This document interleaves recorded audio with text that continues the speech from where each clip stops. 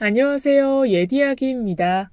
예디야기의 사연을 여러분들에게 읽어드릴 DJ 유진입니다.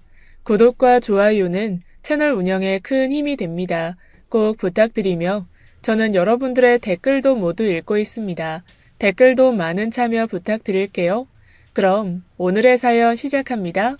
안녕하세요. 저는 프랑스에서 빵집을 운영 중인 사람입니다. 결혼은 하지 않았고요. 비혼주의자입니다.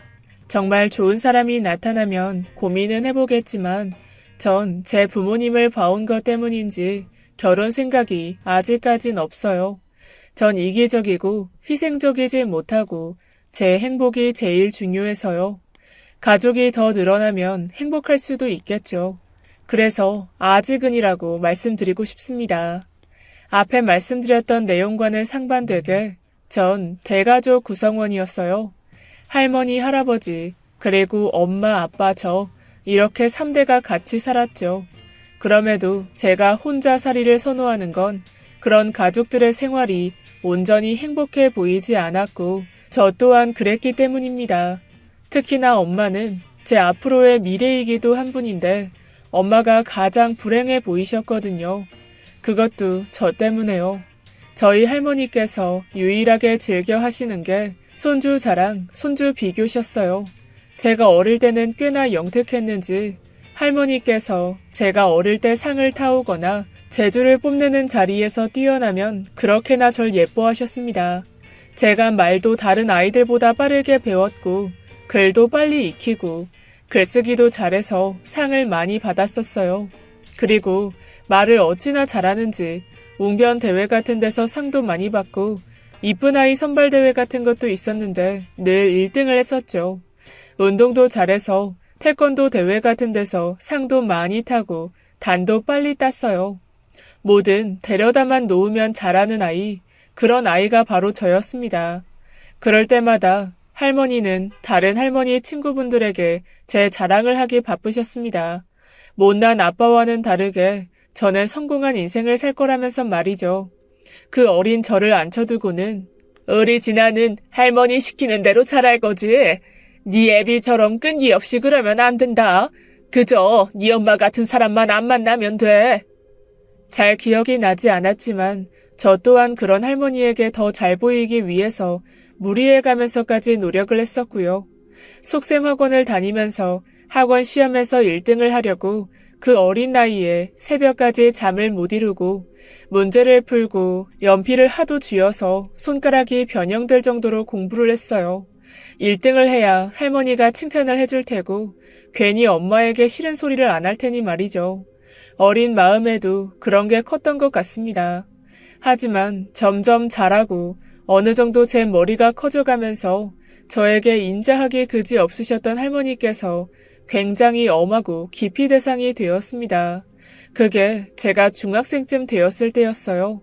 중학교에 들어간 지 얼마 되지가 않아서 적응도 힘들었고 처음 본 시험 성적이 정말 바닥이었습니다. 시험 성적이 나온 날 집에는 할머니와 할머니 친구분들이 계셨죠. 성적 나온 건 어떻게 귀신같이 아셨는지 저에게 물으셨습니다. 진아야, 김씨네 손자는 2등 했다던데 우리 천재 손자는 몇 등인고? 당연한 듯 제가 1등인 줄 알고 대놓고 물어보셔서 너무 당황스러웠지만 전 그냥 사실대로 말씀드렸습니다. 17등이라고 말이죠. 그랬더니 할머니께서 대뜸 오늘 저녁밥은 먹지 말라는 겁니다. 옛날 같으면 그런 성적이면 볼기짝을 몇 대씩 맞고 쫓겨났을 거라면서 말이죠. 그래서 제가 성적이 안 좋을 때면 늘 엄마를 또 걸고 넘어지셨어요. 멍청한 며느리가 멍청한 아이를 낳았다면서 말이죠. 반대로 제가 어릴 적 좋은 성적일 때는 아빠를 닮아 영특하다고 하셨습니다. 엄마는 할머니 말씀 신경 쓰지 않고 따로 제게 밥을 차려주셨어요. 그런데 할머니께서는 어떻게 알고 오신 건지 그대로 치워버리셨습니다. 그럴 때마다 엄마가 할머니께 하소연을 하셨고 할머니는 너 닮아 멍청한 건데 무슨 할 말이 있냐면서 다그치셨어요. 그래서 전 그때마다 제 자신을 한탄하고 한없이 바닥으로 내려앉았습니다. 엄마가 저렇게 혼나지 않으시려면 내가 잘해야 하는구나. 난 왜 이렇게 부족하고 멍청한 걸까 자책하면서 말이에요.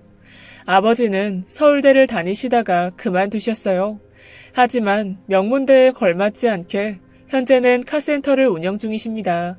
굉장히 한량 같은 분이신데 그런 아빠가 할머니 아들이라는 게 신기할 따름이에요. 엄마는 명문대 출신은 아니지만 그래도 공무원 출신이세요. 어찌 보면 학교는 아빠가 좋으실지는 몰라도 실속은 엄마가 더 있으신 거죠. 할머니는 동네 할머니들의 손자들과 저를 늘 비교하셨습니다. 그래서 다른 동네로 이사를 가고 싶을 지경이었죠. 게다가 더 화가 나는 건 할머니 친구분들 손자는 하나같이 찐따였거든요. 전 그래도 성격도 좋고 공부가 부족할지는 몰라도 공부를 제외한 것에는 나름 재능이 많았습니다. 운동도 잘하고 미술도 잘하고 선생님들이 예뻐해 주시기도 하셨고요. 밝은 성격으로 누구하고나 잘 어울리고 친구도 많은 편이었지만 할머니의 친구분 손자들, 그 찐따들, 걔네들은 진짜 공부만 하는 융통성 없는 눈에 띄지도 않는 애들이었어요. 아무도 놀아주지도 않고 가까이 하지도 않는 그런 애들이요. 그런데 어느 날 할머니께서 제가 좀처럼 성적이 오르지 않자 그 찐따 중 한 명을 집으로 데리고 오셨습니다. 걔한테 공부 잘하는 법을 배우라면서요. 그래서 제가 그때 중2병이 심하기도 하고 질풍노도의 시기이기도 해서 자존심도 상하고 그 찐따 같은 게 날 가소롭게 쳐다보는 게 너무 짜증이 나서 할머니 정말 최악이라고 소리 지르며 집을 뛰쳐나갔어요. 제 뒤로 엄마가 놀라서 쫓아오셨고요. 그 와중에 갈 곳은 없어서 집 근처 놀이터에서 그네 타며 슬픈 감정을 잡고 있는데 엄마가 제가 제일 좋아하는 아이스크림을 들고 옆 그네에 앉으시고는 최대한 할머니에 대해서 좋게 포장을 하셨습니다. 지금은 이해하기 힘들겠지만 결국은 할머니가 저 잘되라고 하시는 말씀이라고 말이죠. 그래서 그때의 반항으로 엄마가 건넨 아이스크림을 땅에 처박아 버렸어요. 잘되라고 할머니가 그러는 게 말이 돼? 오늘 할머니 때문에 내 자존감 저 아이스크림처럼 땅에 떨어졌는데? 엄마는 엄마가 들고 있던 아이스크림을 제게 다시 건넸습니다. 그럼 새 거 먹으면 된다면서 말이죠. 성인이 되면 절 건드리는 사람은 아무도 없을 거라며 조금만 견디자고 하셨습니다. 그때는 몰랐어요. 정말 견디고 있는 건 엄마였다는 걸 말이죠. 전 엄마가 준 아이스크림을 먹으며 다짐했어요. 그 찐따 같은 것들 내가 다 제껴버리겠다고 말이죠. 보란듯이 전 다음 시험에서 1등을 했습니다. 정말 잠도 안 자고 간식 같은 것도 멀리 해가면서 본때를 보여주겠다는 마음으로 했어요.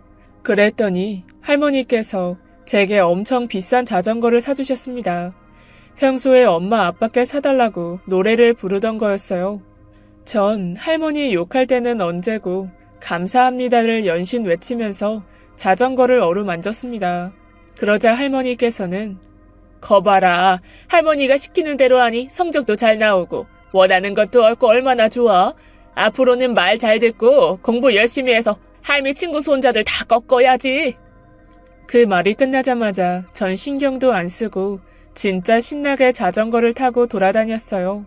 그러다 심하게 교통사고가 났습니다. 무릎 인대를 수술해야 할 지경이어서 학교도 오래간 못 가고 그달 있었던 시험도 치지 못했어요. 엄마는 하나뿐인 딸 죽을까봐 제가 눈 뜨자마자 병원에 주저앉아 아이처럼 크게 울었죠.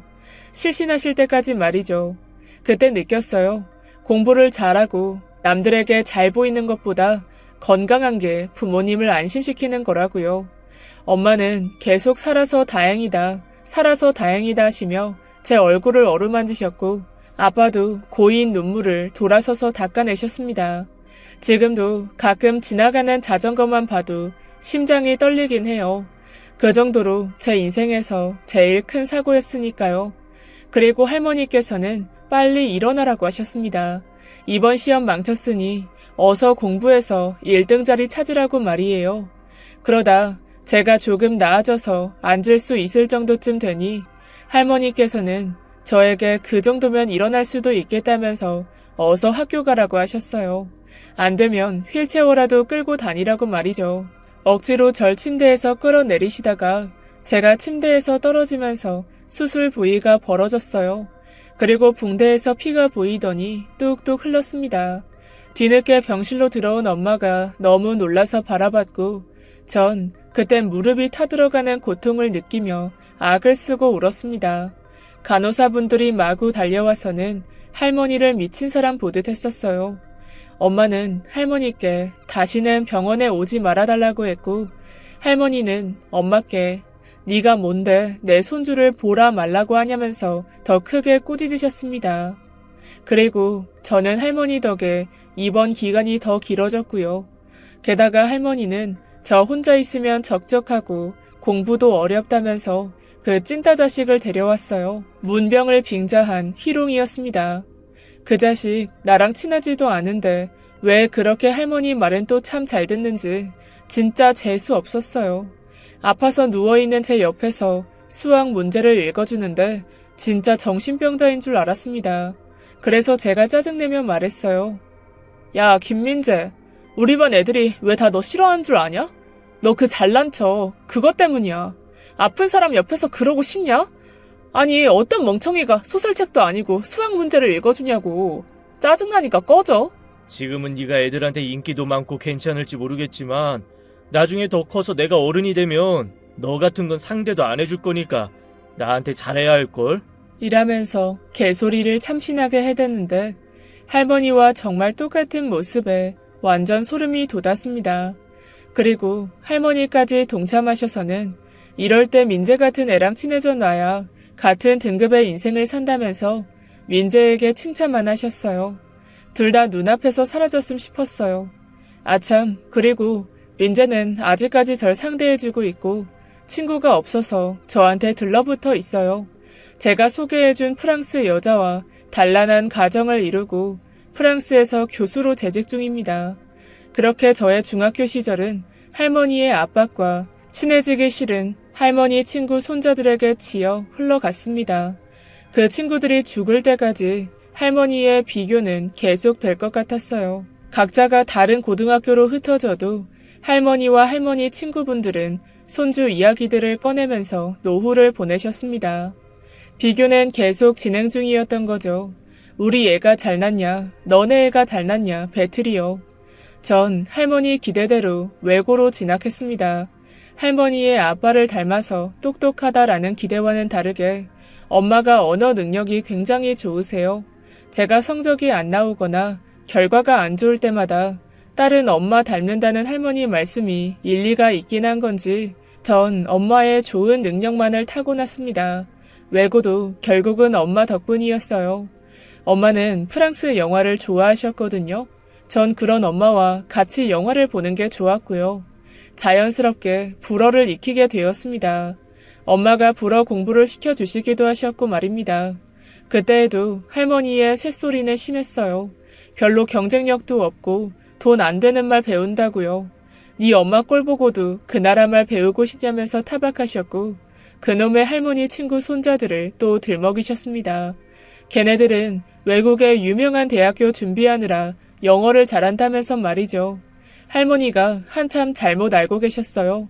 불어를 알면 영어는 자동으로 깨우치게 됩니다. 따지기도 피곤해서 아무 말 하지 않았어요. 그러다 고등학교가 워낙 쟁쟁한 애들을 모아놓은 곳이다 보니 등수 올리기가 힘들었어요. 그래도 중학교 때는 조금만 하면 따라잡기 쉬웠는데 독한 애들만 모여 있어서인지 아무리 밤을 새도 따라잡기가 힘들었습니다.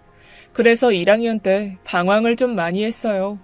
시험날에 일부러 학교에 안 가고 노래방에서 목이 쉴 때까지 노래만 부르다 집에 가기도 하고 수업 시간에 엎드려서 잠만 자서 엄마가 학교에 와야 하기도 했지요. 하지만 그때마다 엄마는 맛있는 거 사줄까? 라면서 절 혼내기보다는 꼭 맛난 걸 사주고 제 마음을 달래주셨습니다. 그럴 수도 있으니까 엄마는 100번이고 1000번이고 올 수 있으니 편할 대로 하라고 말이죠. 전 마음 기댈 곳이 필요하니 가수들도 쫓아다녔고 처음으로 남자친구도 사귀었습니다.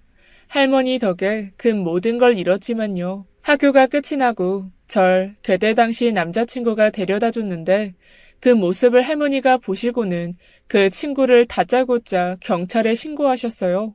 손녀를 괴롭히는 아이라면서요. 나쁜 애로 몰려서 괜히 경찰서도 가게 되고 그 남자아이는 연예인을 준비하던 친구였는데 괜히 구설수에 오를까봐 절 원망했습니다. 그렇게 자연스럽게 헤어졌고 심지어 그 친구는 그 일이 있고 아예 전학을 가버렸어요. 참 슬픈 첫사랑의 추억이네요. 간간히 일일 드라마에 단역으로 그 친구가 보이는데 정말 잘 됐으면 좋겠습니다. 그리고 그 당시 좋아했던 가수 성시경 테이프를 모조리 태워버렸습니다. 좋은 대학 가면 그런 사람들 널렸다면서 말이죠. 할머니, 눈을 씻고 찾아봐도 없던데요. 씨가 말랐다고요. 그렇게 의지할 곳 없이 학창시절을 보냈는데 제 유일한 산소 호흡기는 엄마였어요. 몰래 다시 성시경 앨범을 사다 주기도 하시고 그 남자친구에게 찾아가 해명도 하고 사과도 해주셨습니다. 그리고 닥달하는 할머니께 그만하시라고 듣지도 않으실 이야기도 하셨고요. 그때마다 상처를 받는 건 엄마이긴 했지만 말이죠. 어느 날은 일찍 잠들어 새벽에 깨어 거실로 나서는데 엄마 아빠의 대화 소리가 들려왔습니다. 그냥 참기에는 어머님이 점점 더 심해지시는데 아이고 어떡하면 좋을지 모르겠어요. 우리 진아 요새 상태가 많이 안 좋아요. 머리도 막 빠지고 베갯입에 막. 그냥 어머니께 사실대로 말씀드리는 거 어때? 그건 안 되는 거 알잖아요. 나랑 약속했잖아요. 어머님을 어떻게 막을지 그거나 강구해봐요 우리. 어머니가 너무 심하시다. 제 방에 가끔 들어가 보면 애 머리카락이 한 움큼 빠져 있다면서요. 스트레스를 너무 받는 것 같고 아이가 안 행복해 보여서 엄마가 슬프다고요. 아빠는 그저 무시하고 신경 쓰지 말라는 투로만 이야기했습니다. 사실 저도 몰랐어요. 습관적으로 제가 제 머리카락을 뜯어내고 있는지요. 엄마는 그렇게 작은 것도 다 알고 계셨습니다. 그러다 여느 때처럼 할머니는 친구분 손자와 저를 비교하셨어요. 그만하라는 할머니 친구분 만류에도 불구하고요. 친구분 손자 성적표랑 제 성적표를 대어보면서 이건 어떻고 이건 어떻고 하셨어요. 전 그 모습을 한참 보다가 손끝을 손톱으로 너무 뜯어서 피가 바닥에 투둑투둑 떨어졌습니다. 할머니의 속사포 같은 잔소리에 손이 아프지도 않았어요. 그저 귓가에서 삐 소리만 들려왔습니다. 그러다 그 삐 소리를 없애는 엄마의 목소리가 들렸어요. 진아야, 그 한마디에 정신을 차리고 보니 엄마와 시골 동네에 와 있더군요. 엄마는 제 손을 보시고는 바로 짐가방을 싸서는 제 손을 잡고 집을 나가셨어요. 할머니가 보시는 눈앞에서 말이에요. 전 못 느꼈지만 그때 제 몸은 많이 망가져 있었습니다. 고등학생인데도 그때까지 생리를 안 했어요. 엄마가 몇 번씩 제 서랍을 확인하셨던 것도 그 때문이었습니다. 엄마는 집에서 많이 멀리 떨어진 외곽 지역의 월세집을 구하시고는 닥치는 대로 필요한 가구나 물건을 사셨어요. 그때도 제 손을 한순간도 놓지 않으셨습니다. 전 인생에서 제일 행복했던 때를 꼽으라면 그때 엄마와 따로 나와서 살았던 옥천 그곳에서의 1년이었어요. 엄마는 2달 정도 제 학교 정리와 그 작은 집 정리를 하시고는 동네 식당에서 아르바이트를 하셨어요. 그저 책상에 앉아서만 일하시다가 저 하나 보고 그 고생을 하신 거죠. 할머니는 엄마가 소심하고 겁쟁이에 배포도 작고 성공 못할 사람이라고 하셨지만 아니었어요. 정말 짧은 기간이었지만 설거지로 시작하신 그 식당에서 주방장까지 하셨습니다. 저를 위해서 아무것도 없고 와본 적도 없는 그곳으로 가신 것만 봐도 그랬습니다. 엄마의 판단이 정말 옳았는지 저의 손끝은 모두 아물었고 초경을 그 옥천 집에서 맞았습니다. 엄마는 저에게 마당에 핀 장미를 꺾어서 선물해 주었고 한참을 걸어 나가서 케이크도 사와서 축하해 주셨어요. 무언가 정상적으로 돌아가고 있는 느낌이었죠. 그리고 옥천에 있던 그 1년간 저는 작았던 키가 10cm 이상 자라기도 했고요. 그렇게도 아빠를 사랑하는 엄마가 저 하나 때문에 핸드폰도 일부러 다 놓고 오셔서 아빠에게 연락도 하지 않으셨습니다. 어떻게 알고 오신 건지 아빠가 엄마와 둘이 살던 집에 찾아왔어요. 제 학교 때문에 알게 되신 것 같았어요. 보자마자 화를 낼 줄 알았던 아빠는 그저 엄마에게 미안하다고만 하셨습니다. 그리고 같이 돌아가자라는 말은 안 하셨어요. 더 필요한 건 없는지, 어디 아픈 곳은 없는지 그런 것만 걱정하셨어요. 엄마는 다 필요 없고 저랑 죽을 때까지 둘이 살겠다고만 하셨습니다. 아빠도 필요 없다고 말이에요. 몇 시간 안 지나서 아빠는 돌아가셨고 엄마는 다른 집으로 이사를 가자고도 하셨어요. 그때 어린 마음에 아빠가 영영 못 찾아올까봐 싫다고 했어요. 제일 후회하는 말이에요. 그때 엄마 말대로 이사를 갔다면, 아빠를 영영 보지 않았다면 엄마가 지금 살아계실 수 있을 것 같거든요. 엄마는 늘 제 의견을 존중해 주셨기 때문에 아무런 말도 하지 않으셨습니다. 아빠가 싫다곤 하셨지만 차 소리가 들릴 때마다 어쩌다 한 번씩 대문 앞에서 서성거리셨어요. 아빠가 혹시 왔나 하고 말이죠. 말은 안 하셨지만 느껴졌습니다. 아빠가 왔을 때 순간 미소 지었던 엄마 표정을 전엔 봤거든요. 그리고 그 집에서의 1년이 지날 때쯤 엄마와의 단란한 행복이 끝이 다가왔습니다. 할머니가 찾아오셨어요. 외할머니와 같이 말이죠. 외할머니께서는 부끄러운 듯 엄마를 때리시며 무슨 짓이냐 다그치셨고, 할머니는 위풍당당하게 저에게 빨리 가자고 하셨어요. 그렇게 1년간의 엄마와의 짧은 여행은 끝이 났습니다. 제 버릇 개 못 준다. 딱 저희 할머니에게 맞는 말입니다. 제가 대학 입시 준비를 막 시작할 무렵 엄마는 명문대가 아니어도 좋으니 프랑스에서 대학을 다녔으면 좋겠다고 하셨어요.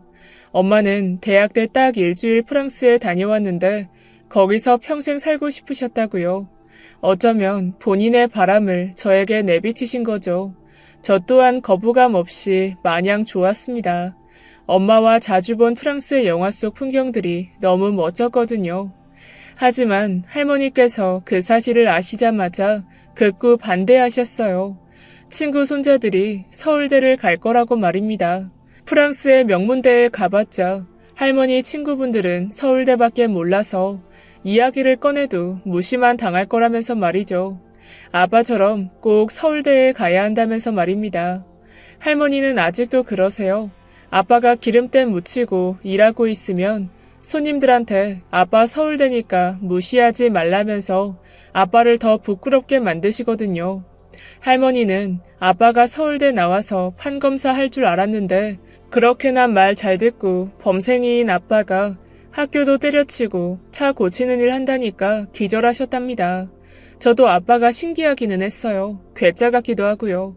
게다가 엄마는 할머니가 하도 서울대 하셔서 그때야 알았답니다. 아빠가 한마디도 대학교 이야기를 안 해서 몰랐다고요. 자랑스러워 하시는 할머니와는 반대로 아빠는 거추장스러운 어울리지 않는 학력이라고 말했습니다. 엄마는 뒤에서 몰래 할머니 말에는 알겠다고 대답만 하고 저보고 가고 싶은 곳으로 꼭 가라고 하셨어요. 할머니쯤이야 엄마가 다 막아주겠다면서요. 엄마가 정말 큰 방패로 보였습니다. 전 엄마의 뜻대로 프랑스에서 빵을 배울 수 있는 대학으로 갔습니다. 물론 할머니께는 대학에 떨어졌다고 거짓말을 했고요. 재수학원에 다닐 거라고 둘러댔죠. 엄마는 복직을 해서라도 제 학비를 꼬박꼬박 대주겠다고 하셨고 전 뒤도 돌아보지 않고 떠났습니다. 엄마가 본가에서 얼마나 힘들어하고 있을지 잘 알고 있었기 때문에 엄마가 고생한 돈만 받으면서 마냥 공부만 하고 있을 순 없었죠. 말이 트일 때쯤부터 빵집에서 알바도 하고 최대한 돈을 많이 아꼈어요. 그렇게 시간이 흘러가고 제가 대학 공부를 1년 정도 앞두고 있을 즈음 난데없이 아빠에게 연락이 왔습니다. 엄마가 아빠에게도 이야기하지 않아서 원래 제가 공부하는 내내 엄마에게만 연락이 왔었거든요. 아빠는 다른 이야기 없이 엄마를 보러 한국으로 들어오라고만 하셨습니다. 불길한 예감이 들어 그 다음날 첫 비행편으로 바로 한국으로 향했어요. 그리고 엄마는 계시지 않았습니다. 엄마의 영정사진이 절 반겼어요. 마지막으로 봤던 공항에서 절 보며 웃던 그 표정 그대로 엄마의 사진이 걸려 있었습니다. 말없이 술만 들이키는 아버지와 절 보자마자 때리면서 이제야 정신 차리고 돌아왔냐는 할머니, 그리고 누군지도 모를 검은 양복을 입은 사람들까지. 제가 아는 사람은 엄마뿐인데 엄마만 없는 그런 장례식이었습니다. 엄마는 췌장암이셨고 발견되고 얼마 안 돼서 돌아가셨어요. 제게 마지막으로 엄마가 보내줬던 편지에서 엄마는 말했습니다.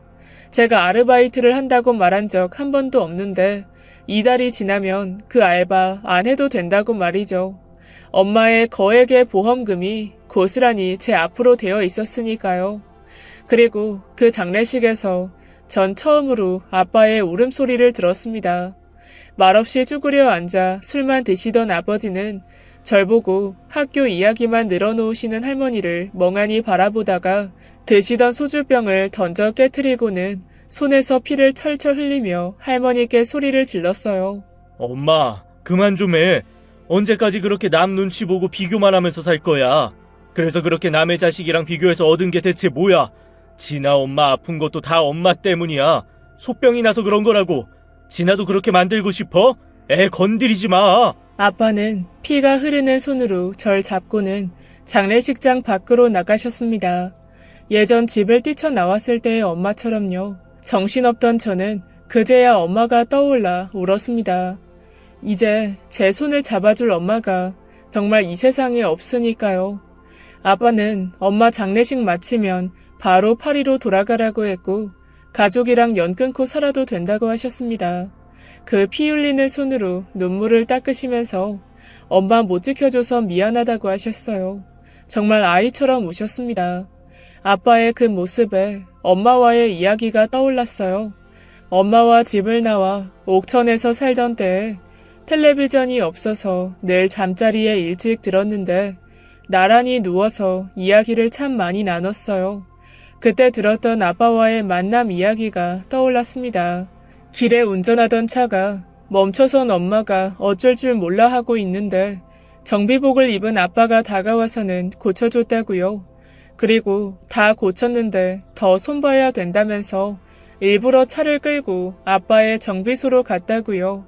너무 꼼수가 보였는데 아빠 얼굴에 묻은 검은 때가 귀여워서 따라갔다고 했습니다.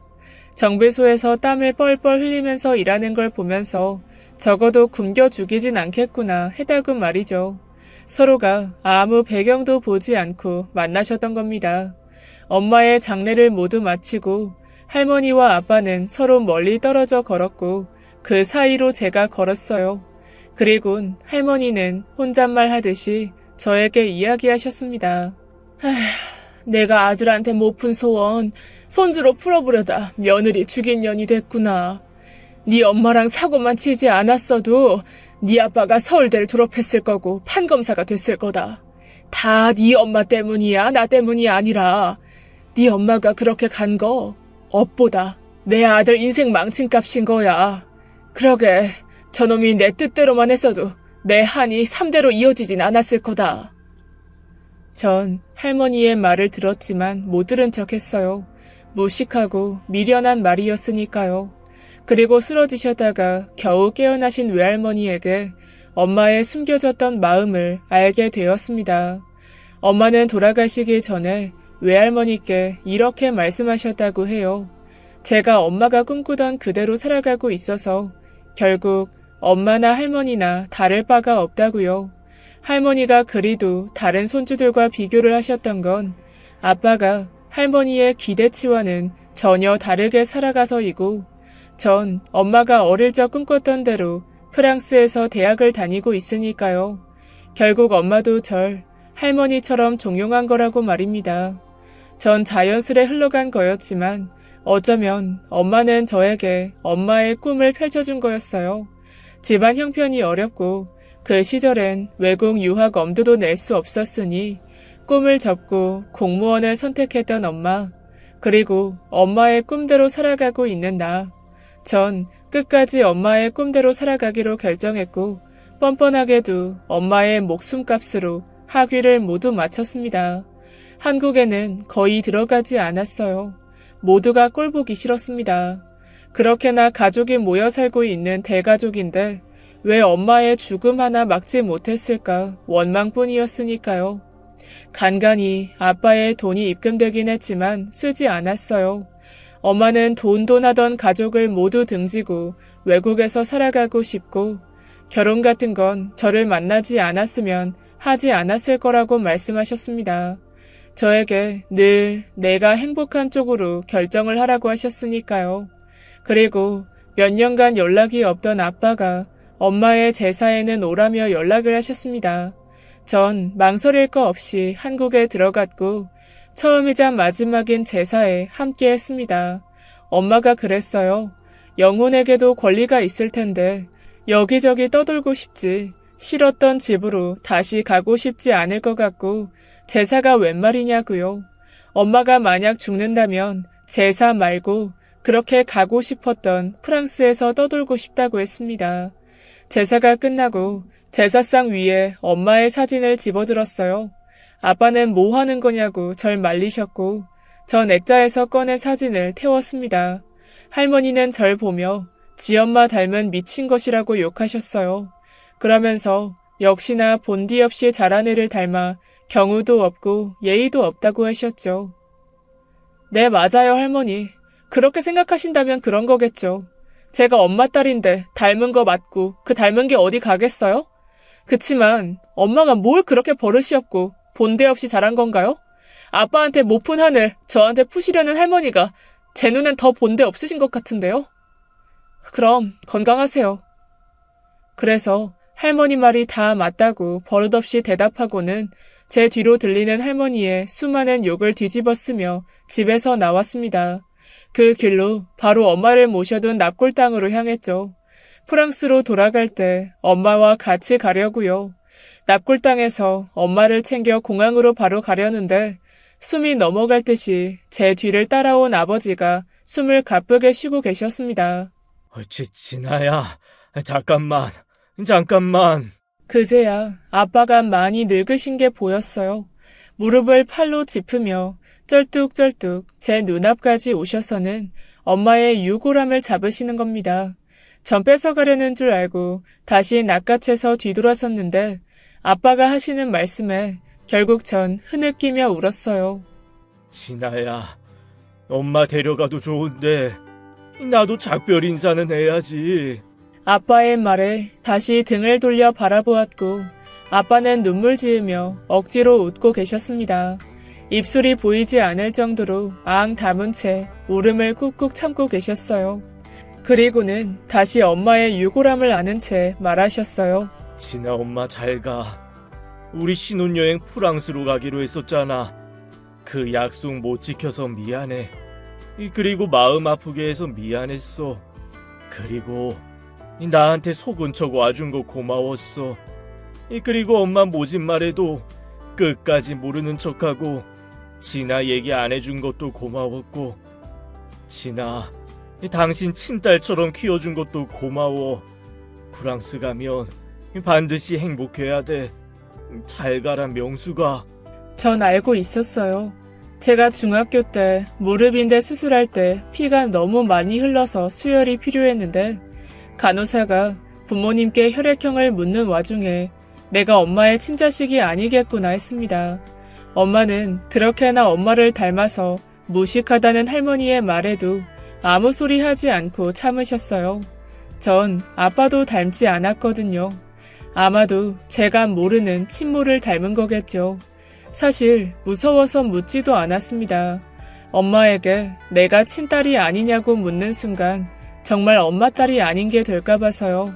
엄마의 유골함을 매만지며 아빠는 이야기해 주었습니다. 친엄마는 저만 낳아놓고 도망쳤다고요.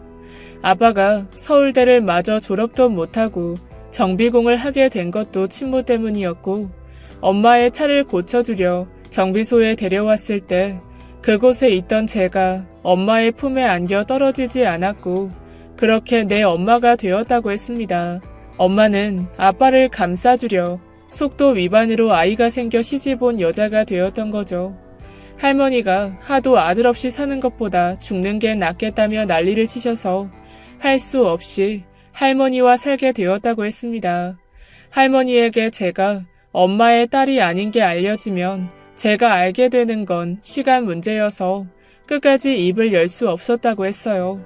그 잘못된 선택으로 이렇게 가족이 뿔뿔이 흩어질 줄은 몰랐다고 미안하다고 재차 말하셨습니다.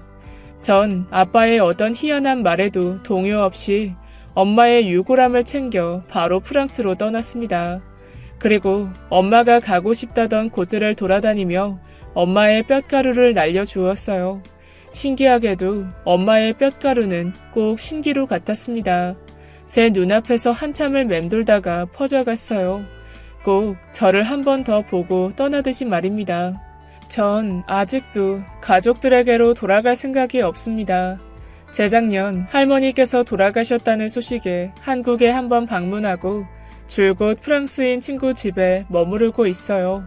물론 이성 친구고요. 동거 중이지만 아직도 결혼 생각은 없습니다. 제 의견에 동의해준 사람이기도 하고요. 이 시국이 지나가면 엄마와 단둘이 머물렀던 그 옥천 집으로 떠나볼 생각이에요. 그곳에서 작은 시골 빵집을 차려 살아갈까 합니다. 엄마에 대한 기억이 가장 짙은 곳이니까요. 엄마, 난 엄마의 꿈대로 여전히 행복해. 그리고 계속 다른 꿈을 꾸며 살아가고 있어. 아빠가 많이 늙으셔서 그나마 가까운 곳에라도 있으면 찾아오시기 쉬울 것 같아. 엄마가 옥천에 있을 때 한 번씩 마당에 나와서 아빠를 기다렸던 것처럼 나도 그렇게 할게.